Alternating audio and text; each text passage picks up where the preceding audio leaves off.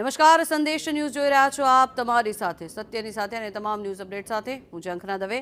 સૌપ્રથમ વાત કરીએ તો પહલગામ આતંકી હુમલા બાદ રાજ્ય સરકાર હવે એક્શનમાં આવી છે। સુરત સીપી ઓફિસમાં ગૃહ રાજ્યમંત્રી હર્ષ સંઘવીની બેઠક યોજવામાં આવી। સુરત સીપી ઓફિસમાં ઉચ્ચ કક્ષાના અધિકારીઓ હાજર રહ્યા હતા। ગુજરાત પોલીસના સિનિયર અધિકારીઓ સાથે બેઠક યોજવામાં આવી। સુરત સીપી ઓફિસથી વિડીયો કોન્ફરન્સ માધ્યમથી ચર્ચા કરવામાં આવી। બેઠકમાં પોલીસ વડા વિકાસ સહાય પણ જોડાયા હતા। જોકે ગૃહમંત્રી હર્ષ સંઘવી આજે સુરતમાં છે। સુરતના સીપી ઓફિસમાં ઉચ્ચ કક્ષાના અધિકારીઓએ પણ હાજરી આપી હતી। ગૃહ રાજ્યમંત્રી હર્ષ સંઘવીની આ મહત્વની બેઠક છે। ગુજરાત પોલીસના સિનિયર અધિકારીઓ સાથે વાત કરશે। સુરત સીપી ઓફિસથી વિડીયો કોન્ફરન્સ માધ્યમથી ચર્ચા કરવામાં આવશે। પોલીસ વડા વિકાસ સહાય પણ આ ચર્ચામાં જોડાશે।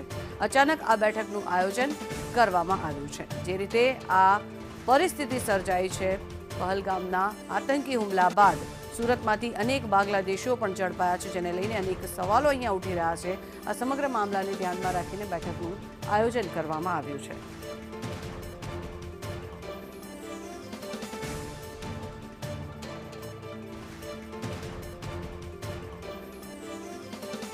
સુરત શહેરમાં આજે ગૃહ રાજ્યમંત્રી હર્ષ સંઘવીની ઉપસ્થિતિ દેખાઈ રહી છે અને એક મહત્વની બેઠકનું આયોજન અચાનક કરવામાં આવ્યું છે, જેનું કારણ છે કે અહીંયા ગાર્ડ ઓફ ઓનર આપવાનો એમના પાસે સમય પણ ન હતો। એટલે પોલીસ કમિશનર કચેરી હાલ તમારી સામે છે કે ગૃહ રાજ્યમંત્રી હર્ષ સંઘવી પહોંચ્યા છે। અહીંયા વિડીયો કોન્ફરન્સ માધ્યમથી ગુજરાત રાજ્યના તમામ ઉચ્ચ કક્ષાના પોલીસ અધિકારીઓ સાથે અહીંયાથી વિડીયો કોન્ફરન્સથી આ ચર્ચા વિચારણા કરવામાં આવશે।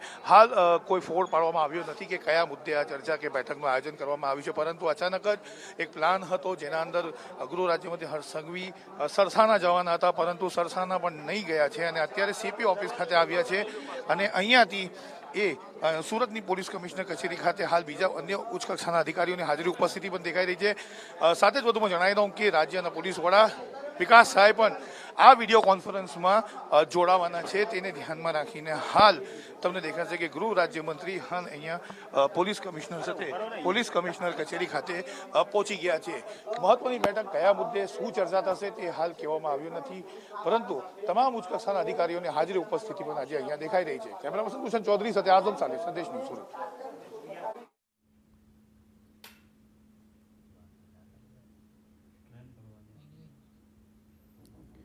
તો જે બાંગ્લાદેશીઓને ઝડપી પાડવામાં આવ્યા છે તે લોકોને ડિપોર્ટ કરવા માટેની કામગીરી અત્યારે હાથ ધરવામાં આવી રહી છે અને તેને લઈને મહત્વની બેઠકોનો દોર પણ શરૂ થઈ ગયો છે। અનેક અધિકારીઓ સાથે બેઠકનો ધમધમાટ અત્યારે યોજવામાં આવી રહ્યો છે અને આ બાંગ્લાદેશીઓ કેવી રીતે દેશમાં ઘૂસણખોરી કરી તેને લઈને પણ અનેક પ્રશ્નો અહીંયા ઉઠી રહ્યા છે। જોકે હવે તેમને ડિપોર્ટ કરવા માટેની કામગીરી શરૂ કરી દેવામાં આવી છે। તો મહત્વનું છે કે વહેલી સવારથી જ આ અનેક બાંગ્લાદેશીઓને એકત્ર કરવામાં આવ્યા હતા અને પહલગામ આતંકી હુમલા બાદ રાજ્ય સરકાર હવે જ્યારે એક્શનમાં આવી ગઈ છે, પોલીસ પણ અત્યારે એલર્ટ મોડ ઉપર આવી ગઈ છે, ત્યારે સુરત સીપી ઓફિસમાં ગૃહ રાજ્યમંત્રી હર્ષ સંઘવી દ્વારા બેઠક કરવામાં આવી રહી છે। અનેક બેઠકોનો દોર અત્યારે શરૂ થઈ ગયો છે, ત્યારે સીપી ઓફિસમાં ઉચ્ચ કક્ષાના અધિકારીઓએ પણ હાજરી આપી છે અને આ બેઠકમાં અનેક મુદ્દાઓ પર ચર્ચા કરવામાં આવી રહી છે। સૌથી મહત્વનો મુદ્દો એ છે કે જે આ બાંગ્લાદેશીઓ કે જે લોકોના આધાર કાર્ડ બની ગયા છે, ડોક્યુમેન્ટ બની ગયા છે, કેવી રીતે આ આધાર કાર્ડ બની ગયા, કેવી રીતે આ ડોક્યુમેન્ટ બની ગયા, તેને લઈને પણ અનેક સવાલો અહીંયા ઊભા થઈ રહ્યા છે। જોકે આ બધા જ ડોક્યુમેન્ટનું વેરિફિકેશન કરવામાં આવશે, કેટલું યોગ્ય છે, કેટલું અયોગ્ય છે, કોનો આમાં હાથ છે, કોણ આમાં સામેલ છે, એ બધી જ બાબતો પર અત્યારે નજર કરવામાં આવી રહી છે અને આ બધી જ બાબતોને લઈ વધુ માહિતી મેળવીએ। સંવાદદાતા આઝમ સાલે જોડાયા છે આપણી સાથે। આઝમ, શું અત્યારે કામગીરી હાથ ધરવામાં આવી રહી છે, કારણ કે આ બાંગ્લાદેશીઓ ઝડપાયા છે, કેવી રીતે એ લોકો અહીંયા પહોંચ્યા હતા, કેવી રીતે આધાર કાર્ડ અને ડોક્યુમેન્ટેશન કરી લેવામાં આવ્યું, શું વિગત, શું કામગીરી? જે આખું જે ઓપરેશન પાર પાડવામાં આવ્યું હતું આજે સુરત શહેર પોલીસ દ્વારા એ મોડી રાત્રે પાર પાડવામાં આવ્યું છે અને સુરત શહેરના અલગ અલગ વિસ્તારની અંદર 6 જેટલી ટીમો ફરી હતી અને ગેરકાયદેસર પશ્ચિમ બંગાળના અંદર પ્રવેશ કર્યો હતો, બાંગ્લાદેશની બોર્ડર ક્રોસ કરી હતી અને સૂત્રોનું માનીને ચાલ્યો તો ત્યાં જે બાંગ્લાદેશના એજન્ટ હોય છે તેમને ત્યાંના 15,000 રૂપિયા લઈને આ તમામને પશ્ચિમ બંગાળની બોર્ડર ક્રોસ કરાવી આપી હતી। ત્યારબાદ એ તમામ જે છે અલગ અલગ રાજ્યમાં પહોંચી જતા હોય છે અને પોતાના વિસ્તારમાં આવીને સ્થાનિક તરીકે રહેવાનું શરૂ કરે છે અને પોતાના આધાર કાર્ડ પણ બનાવી લેતા હોય છે। એવા કેટલાક કિસ્સા ભૂતકાળમાં જોયા છે। તે અનુસંધાનમાં અને જમ્મુ કાશ્મીરના થયેલા આતંકી હુમલા બાદ સુરત પોલીસનું એક્શન સામે આવ્યું છે। 100 થી વધુ લોકોને ડિટેઇન કરવામાં આવ્યા છે અને તેમના પાસે રહેલા તેમના ડોક્યુમેન્ટ્સનો હવે ક્રોસ વેરિફિકેશન કરવામાં આવી રહ્યું છે. જી આઝમ, અનેક સવાલો અહીંયા ઉઠે છે કારણ કે જે રીતે બાંગ્લાદેશીઓએ ઘૂસણખોરી કરી છે, સૌથી મોટો પ્રશ્ન એ પણ ઉઠે છે કે કયા લોકો, કયા મોટા માથા આમાં સામેલ હતા, કારણ કે કોઈની સંડોવણી વિના આ વસ્તુ શક્ય નથી. ડોક્યુમેન્ટેશન કેવી રીતે તૈયાર થઈ શકે?